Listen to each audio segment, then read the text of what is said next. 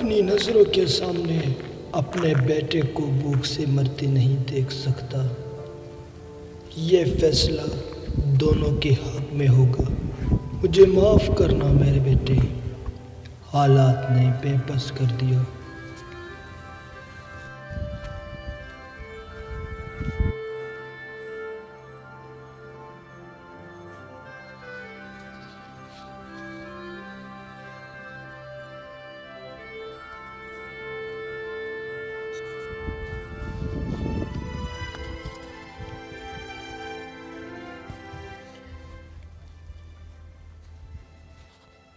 शान, उठो, मैं आ गया हूँ, पानी ले आओ।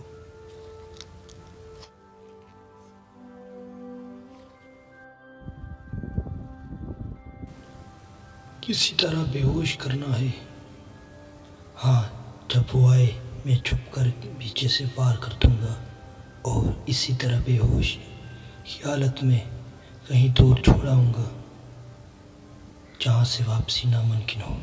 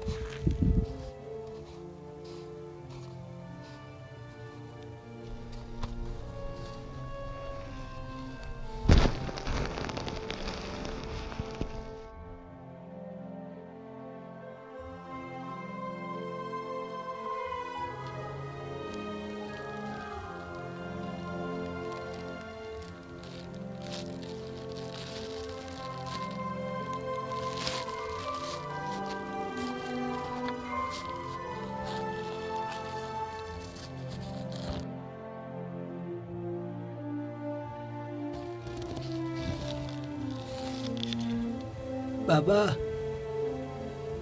बाबा, मैं कहाँ हूँ ये? बाबा, ये कहाँ